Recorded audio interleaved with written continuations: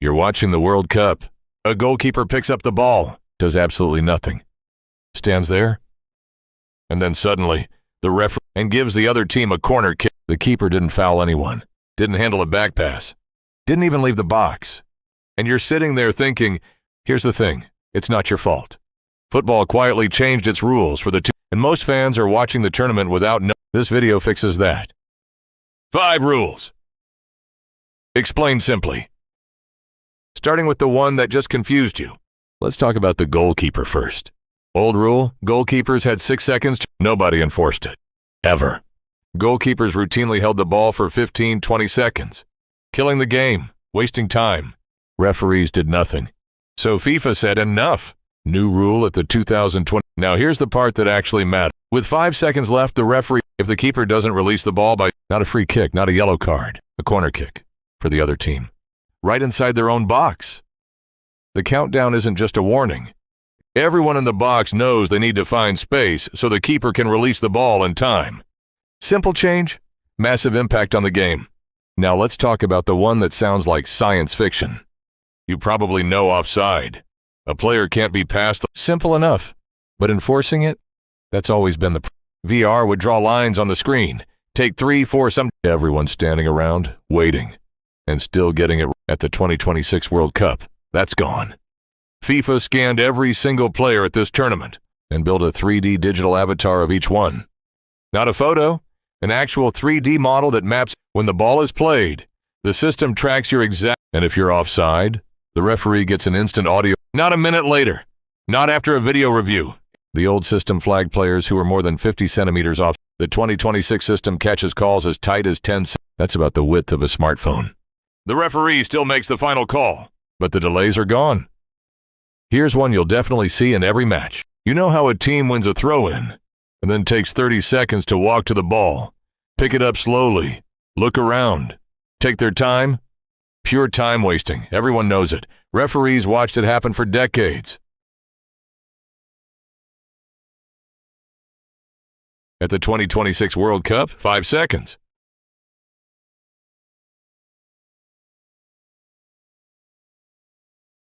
From the moment you're ready to take a throw-in or a goal kick, you have 5 seconds to play the ball. What happens if you don't? Throw in. Possession switches. The other team takes the throw instead. Goal kick. The other team gets a corner kick. Same logic as the goalkeeper rule. The sanction punishes the delay without stopping the game for a card. FIFA also applied this to substitutions. A player being replaced has 10 seconds to leave the pitch once the 4th official raises the ball. Slow walk-off to waste 45 seconds. Penalized. The entire point of all these rules is the same. More ball in play. Less standing around. VAR. The thing everyone either loves or wants removed from football. The core hasn't changed. VAR still only reviews 4 things. Goals, penalties, direct red cards. But for 2026, FIFA expanded what VAR can check within those categories. First, if a player gets a second yellow card that was clearly the wrong call, VAR can now overturn it. A player shouldn't be sent off for a mistake by the referee. Now they don't have to be. Second, if a corner kick is incorrectly awarded, it should have been a goal kick, and then a goal is scored from it. VAR can step in and disallow the goal. Corner kick becomes goal kick. Goal is chalked off.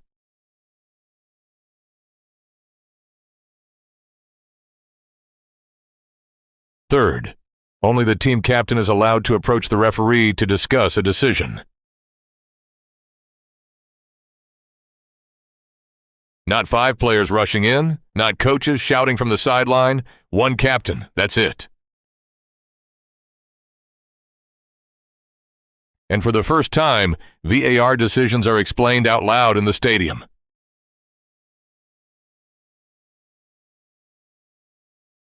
The announcement goes over the speaker so everyone in the ground knows exactly why the decision was made. Less confusion, more transparency.